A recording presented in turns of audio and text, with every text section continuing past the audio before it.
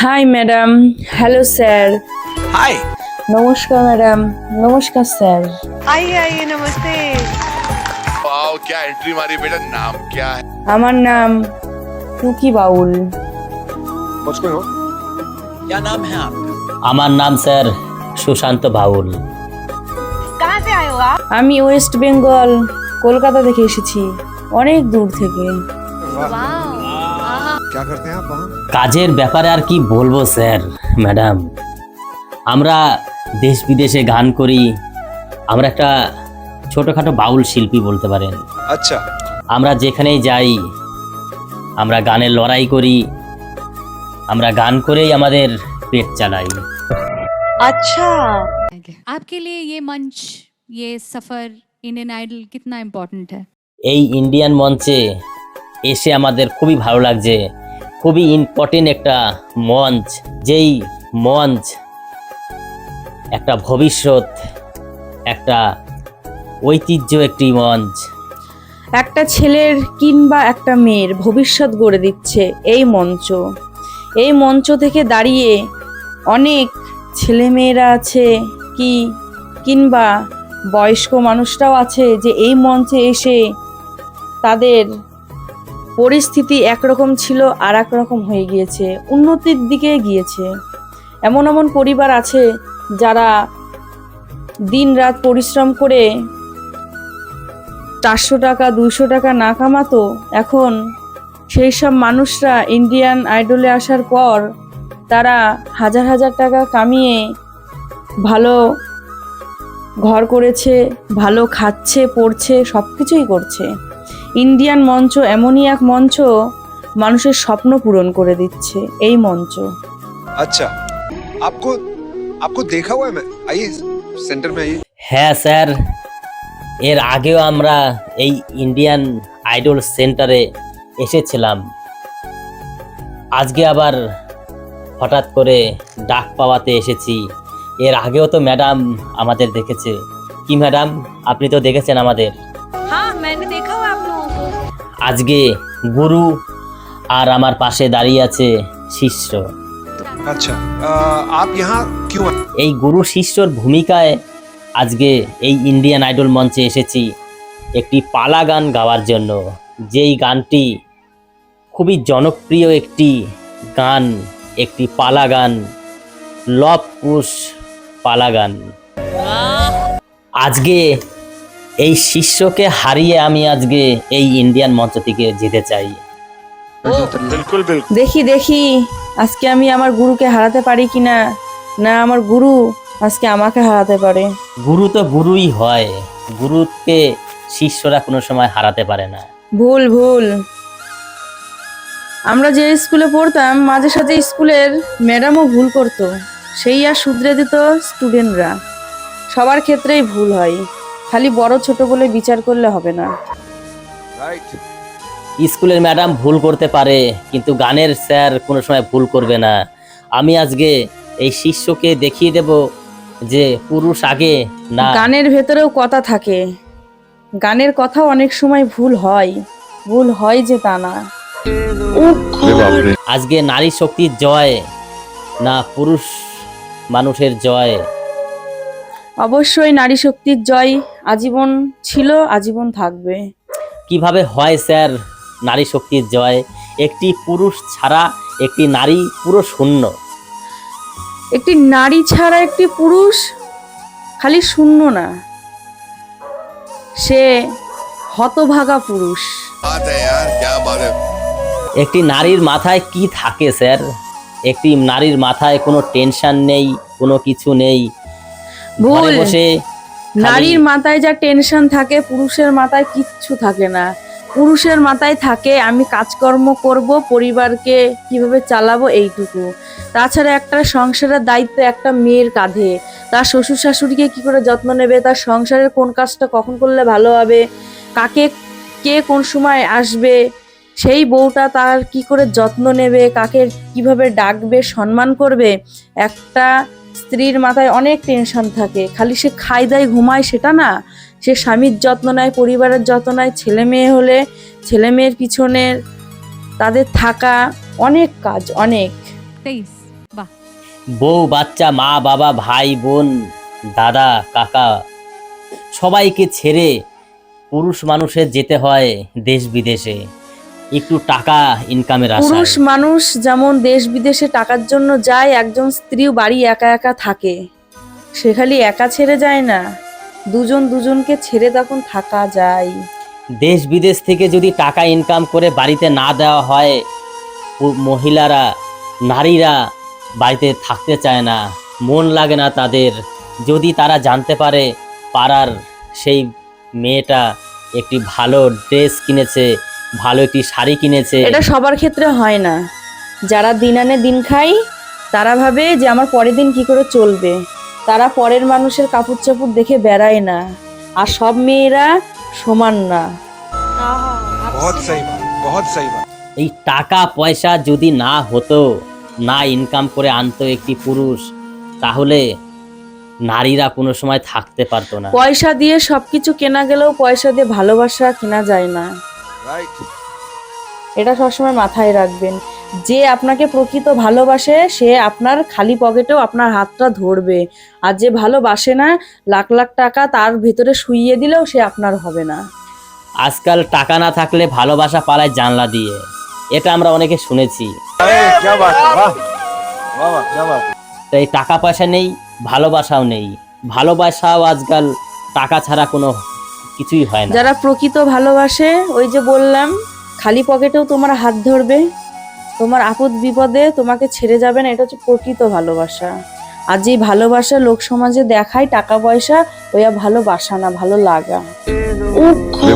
নারী বাড়ির বউ, তাদের যদি শখ না মেটানো হয়, তাহলে সেই নারী অশান্তি ঝামেলা, তারা কোনো সময় সেই পুরুষকে ঠিকঠাক খেতে দেবে না, বসতে দেবে না, ঘুমাতে দেবে না। নারীর শখ বলতে কি জানেন? প্রকৃত নিজের স্বামী একটু ভালোবাসবে, একটু কেয়ার করবে, আমার বউ কি খায় না খায় একটু জিজ্ঞাসা করবে, এটুকুই চাই। ভালো ভালো গয়না কাপড় চাপড় কিনে দিলেই যে মন পাওয়া যায়, এটা নয়, এটা ভুল ধারণা। এটা যদি ভুল ধারণা হবে, প্রত্যেকটা মেয়ে ছেলে দেখবেন আটা ময়দা চুনো পাউডার ঘরে এটা available। নিজের স্বামীর জন্য করে, নিজের স্বামী তার জন্য কি কি করে আর না করে সেটা একমাত্র স্ত্রীরাই জানে। ওর জন্য নিজের স্বামীকে একটু খুশি রাখার জন্য একটু ভালো সাজুগুজু করে তার সামনে যাওয়া, এটা এক ধরনের ভালোবাসা। এটা আটা ময়দা মাখা নয়। আটা ময়দায় যদি হতো দোকানে হাজার হাজার টাকা দিয়ে এটা কিনতে পাওয়া যেত না। নারীরা সাজুকুজু করে স্বামীকে দেখানো নাকি অন্য পরপুরুষকে দেখানো, এটাই তাহলে সে সাজুগুজু করে রাস্তায় মোড়ে দাঁড়িয়ে থাকতো, অন্য যদি পরপুরুষকে এসে দেখাবে। কিন্তু সেটা তারা করে না। তারা বাড়ির ভেতরে সেজেগুজে তার বর আসার অপেক্ষা করে, যে আমার স্বামী কখন আসবে, আমি কখন একটু কেয়ার করবো, একটু যত্ন নেব, আর আমার সাথে সুন্দর সুন্দর মুহূর্ত কাটাবে। এর জন্য একটা স্ত্রী অপেক্ষা করে থাকে। তাহলে সেই স্ত্রী সাজা খোঁজাটা কোথা থেকে পেলো, সেই টাকাটা কে দিল? মেয়ে নিশ্চয়ই- মানুষ মানেই সাজাগুজো। টাকা পয়সার কথা যদি বলতেই হয়, একটা স্বামীর কাছ থেকে যখন ভাত কাপড়ের দায়িত্ব নেয় তখন সব দায়িত্বই সে নেয়। তার জন্য সাজা খোঁজার দায়িত্ব স্যার নেয় না, ভাত কাপড়ের দায়িত্ব নেয় বিয়ে। ভাত কাপড়ের সাথে সাথে সাজাগুজা, তার ভালোবাসার জিনিসগুলো সব কিছু নিতে হয়। খালি ভাত কাপড়ের দায়িত্ব নিলে সে স্বামী হওয়া যায় না। একটা তার ছেলের ছোট ছোট খুশি, ছোট ছোট মুহূর্তগুলো ভাগ করে নিতে হয়। একটা ছেলের যে সময় বিয়ে হয়, সেই সময় স্ত্রীর দায়িত্ব নেয় ভাত কাপড়ের, কোনো সময় দায়িত্ব নেয় না যে তোমার সাজা খোঁজারও দায়িত্ব আমি নিলাম। क्या बात। অবশ্যই নাই। আমি হাজার হাজার ভিডিও দেখিয়ে দিতে পারবো।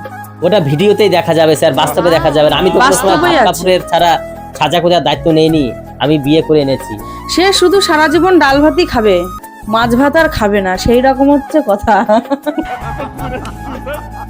পুরুষরা পারে না কান্না করতে, নারীরা একটু হলেই চোখ দিয়ে ঝরঝর করে জল পেরিয়ে যায়, কিন্তু পুরুষদের চোখে জল বেরোয় না, এই বুকের ভিতরে ফেটে যায়। এই সংসার, বউ বাচ্চা মা বাবা সবাইকে ছেড়ে একটু টাকা পয়সার ইনকামের জন্য দেশ বিদেশে পড়ে থাকে। সেই টাকা দিয়ে সাজা খোঁজার জিনিস কিনছে। হায় রে ভগবান, এই কি দুনিয়া পড়লো। এটা আশ্চর্য হওয়ার কোনো ব্যাপার হয়নি, বা এটা আশ্চর্য হওয়ার মতন কোনো কথা নয়।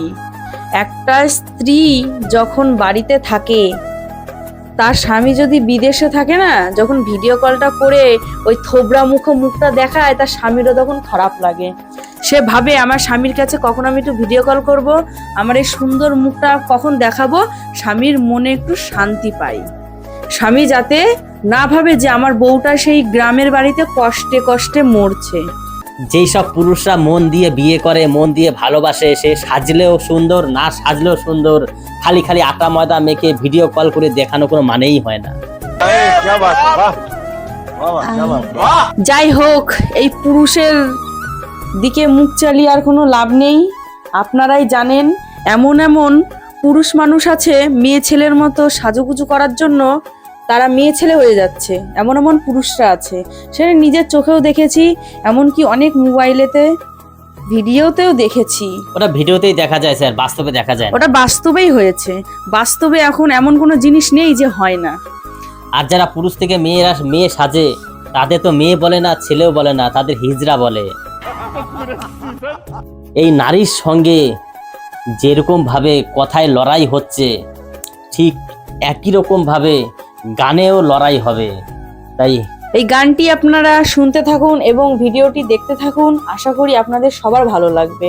এই গানটি একমাত্র উদ্দেশ্য করে গাওয়া হচ্ছে নারী শক্তি যেতে না পুরুষ শক্তি যেতে। যদি গানটি ভালো লাগে লাইক কমেন্ট সাবস্ক্রাইব করে আমাদের পাশে থাকবেন। নমস্কার স্যার, নমস্কার ম্যাডাম জি। तो आप क्या गाने वाले हो आज? আমাদের গানটি শুরু করছি। আমাদের আজকে পালা গান শুরু করছি, লভ পুরুষ আর নারী পুরুষের লড়াই, দুটো একসঙ্গে আজকে একাকার হয়ে যাবে। এই মঞ্চ পুরো কাঁপিয়ে ফেলবো আমরা নারী পুরুষ। ऑल द बेस्ट, बहुत अच्छे से गाओ। কেমন কথা বাবা, চোরাই গেলে চুরি করতে, চোর ধরা পড়ে নাই, মালিক ধরা পড়ে গিয়েছে। আবার হাইকোর্টে বিচার দিতে গেছে, সেখানে গিয়ে দেখে হাকিম 3 জনই মরে গেছে। এটি আবার কেমন কথা, একটু সুন্দর ভাবে খুলে বলে যাওয়া। আজ কিন্তু ছাড়াছাড়ি নাই, আইছো কিন্তু আমার এলাকায়, ঠিক আছে বুঝছো নি? ঠিক আছে।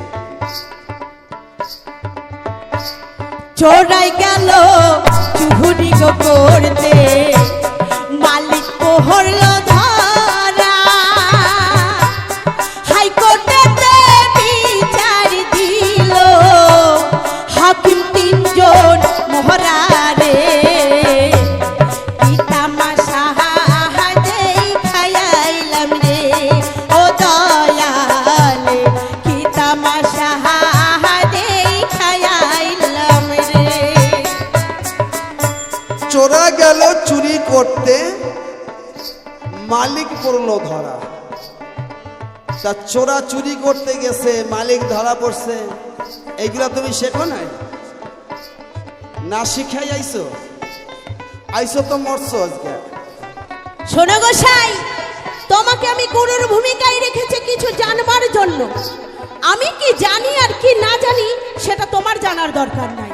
আমি তোমার কাছে জানতে চাই, তুমি উত্তর দেবে। তাই এ দেখি বুঝলে? বোম্বাই মরিচ। আপনারা বোম্বাই মরিচ চেনেন নাকি?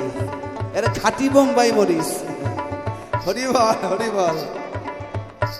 তাহলে শোনো, তোমার মনের বাসনা পূরণ করাই হচ্ছে আমার কর্তব্য, তাই না? Yes yes. ওরে বাপ রে বাপ। ব্রহ্মা গেল চুরি গো করতে, ফান্দে পড়লো ধরা। ব্রহ্মা, ব্রহ্মাকে, ব্রহ্মা হলো আমার পিতা। চুরি করতে গেছে মায়ের কাছে, অমূল্য রত্ন চুরি করতে গিয়ে নিজেই ধরা পড়ে গেছে। সে ধরা পড়েছিল বলে তোমার মতো মিঠু দাসী আর আমার মতো সুকুমার দাস আজকে এই মঞ্চে উঠতে পেরেছে, নাহলে উঠতে পারতো না। বুঝো কথা? বুঝলাম, এমনি ভাবে বুঝাবে, কেমন বেশি কথা বলবে না। চোরা গেল ব্রহ্মা গেল চুরি গো করতে, ফান্দে পড়ল ধরা। হাইকোর্টে বিচার দিল জ্ঞান, বিবেক বহু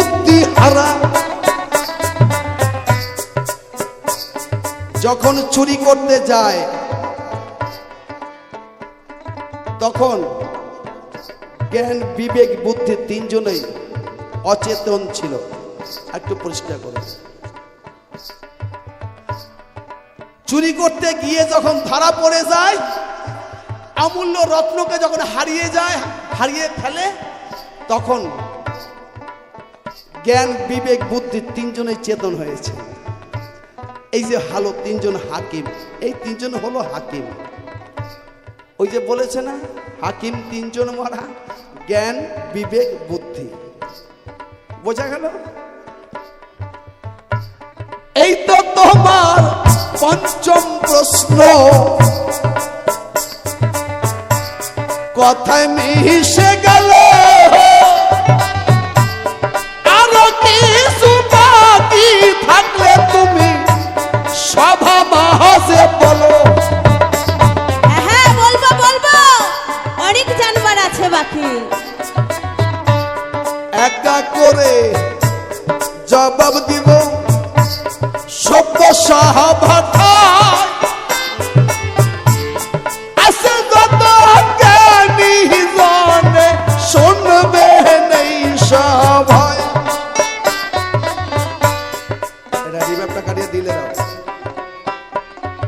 আরেকটা কথা আপনাদের মধ্যে বলে যাই, পিতায়ও না রে দেয় নাই জন্ম, জন্ম দিহিল এই চুপ, আস্তে। ও মাই গড, বাজে কথা কইবা না। এই আছে নাকি গানের মধ্যে? উল্টা কথা আছে নাকি? আরে নিজেরটা কও, নিজেরটা কও। হ্যাঁ, যেটা আছে তুমি সেইটা কও, নিজেরটা কও। লজ্জা করে নাকি? সত্যি কথা কই ভালো। সত্যি কথা যে কেন কই না, একটু পরে কমু কেমন? পিতায় আমায় দেহে নাই জন্ম, জন্ম দিহিল পরে, আমার যখন হলো গো জন্ম, মা ছিল না ঘরে রে, কি তামাশা যেই খায়াইলাম রে ও দয়ালে, কি তামাশা যেই খায়াইলাম রে।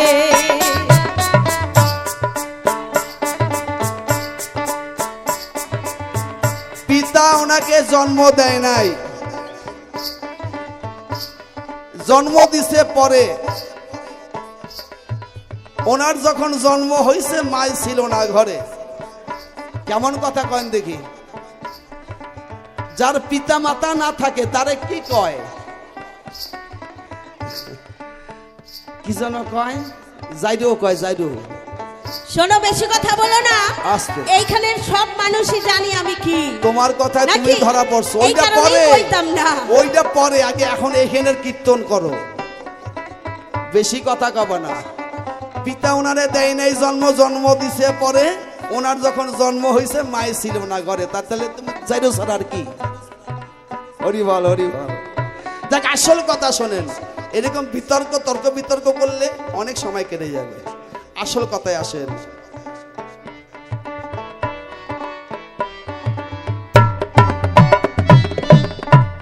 সীতা গেল জহলাহানিতে, লব যাহে তার পিছে,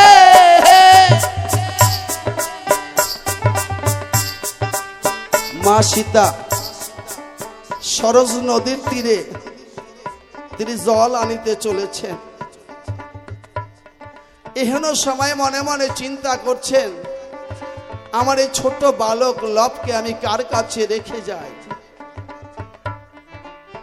পিতা বাল্মীকি মুনি তখন ধ্যান অবস্থাতে ছিলেন। তার ধ্যান তো ভঙ্গ করা যায় না, তাতে মহাপাপ হবে। তাই পিছন থেকে গিয়ে বললেন, বাবা বাবা, এই যে আমার লবকে রেখে গেলাম, তুমি আমার লবকে দেখো। এই কথা বলে লবকে বসিয়ে রেখে মা সীতা চলেছেন সরজ নদীর তীরে জল আনিবারে। জলের কলসি ভর্তি করে কাঙ্কে নিয়ে যখন ঘুরে দাঁড়িয়েছে, তখন পিছনে দেখে যে লব দাঁড়িয়ে আছে। মনে মনে চিন্তা করলেন, বাবা হয়তো খেয়াল করে নাই, তাই লব চলে এসেছে। ঠিক আছে, এক কাকে জলের কলসি আর এক কাকে লবকে নিয়ে গুটি গুটি পায়ে তিনি কুঠিরে এলেন। কুঠিরে আসার পর মনে মনে চিন্তা করছেন, তাহলে বাবার সাথে একটা মজা করা যাক। এহেন মনোভাব নিয়ে লবকে কুঠিরে বসিয়ে রেখে মা সীতা চলেছেন বাল্মীকি মুনির কাছে, পিতার কাছে চলেছেন। এইদিকে পিতা কি করেছেন, তার ধ্যান ভঙ্গ হওয়ার পরে কানে একটু আভাস পেয়েছেন, মা বাবা আমার লবকে দেখো। তাকিয়ে দেখে লব নেই পাশে। মা সীতা এলে কি জবাব দেবে তার কাছে? তখন তিনি নিরুপায় হয়ে মা সীতাকে সান্ত্বনা দেবার জন্য কাঁসাকুশি দিয়ে একটি বালক তৈরি করেছেন। সেই বালকটিকে বসিয়ে রেখেছেন। এখন বালকের দেহে তো প্রাণ নাই, কি হবে? তাই তখন দয়াল হরিকে ভগবান রামচন্দ্রকে ডাকলেন, হে দয়াল, তুমি যে ভক্তের ভগবান, আজকে আমি মহা বিপদে পড়েছি। এ হলো বিপদ থেকে তুমি আমাকে রক্ষা করো ঠাকুর। তুমি এই বালকের দেহে তুমি আজ যে প্রাণ সঞ্চয় করো, তা না হলে মা সীতার কাছে আমি কি জবাব দেব? ভক্তের ডাক ভগবানের করণে পৌঁছে গেছে। তৎকালীন সময় পুষ্প বৃষ্টি হয়েছে। সেই পুষ্প বৃষ্টিতে কুশের দেহে প্রাণ সঞ্চয় হয়েছে। জয় জয় রাধা গোবিন্দ ব্রহ্মানন্দ একবার বদন বলে হরি হরি বল, হরি বল, হরি বল।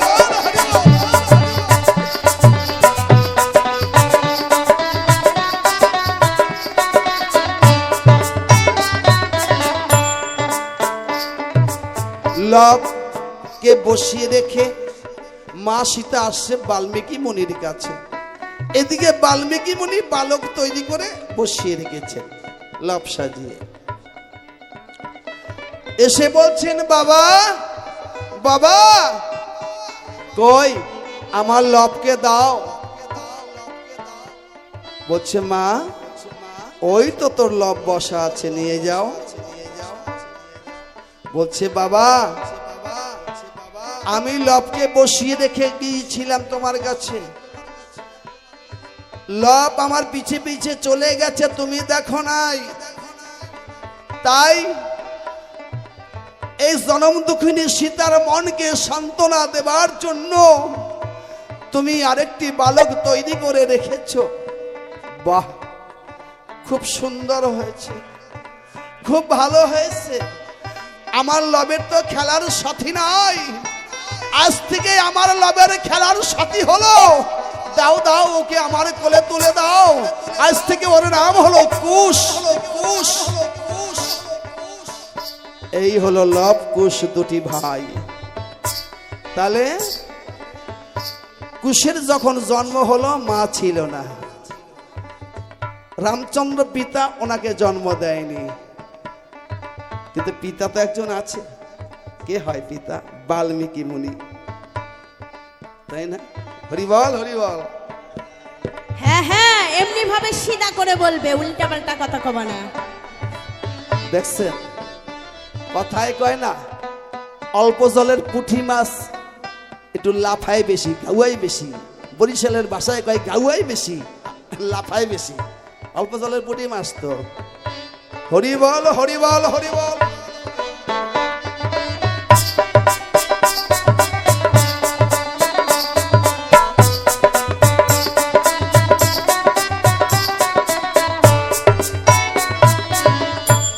সীতা গেল জহলানিতে, লবে যাহে তার পিছে। লবে রেহে না দেখে মুনি তখন জন্মাইল কুশেরে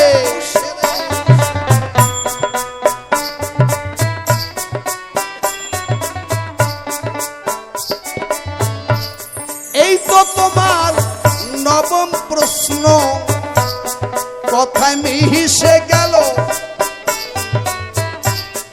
আরো কি হিসু প্রশ্ন থাকলে তুমি সভা মহাজে বলো।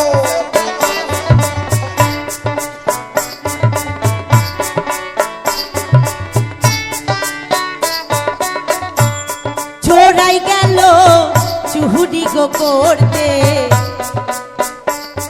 মালিক পড়লো ধরা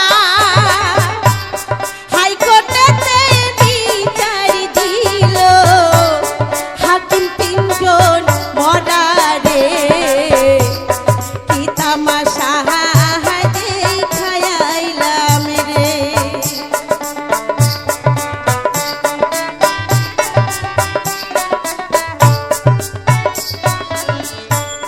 চাষাই গেল চাষ করিতে জল খাবার যায় মাঠে গাভীর পেটে রইল গো বলদ হাল চষিবে কিসে রে।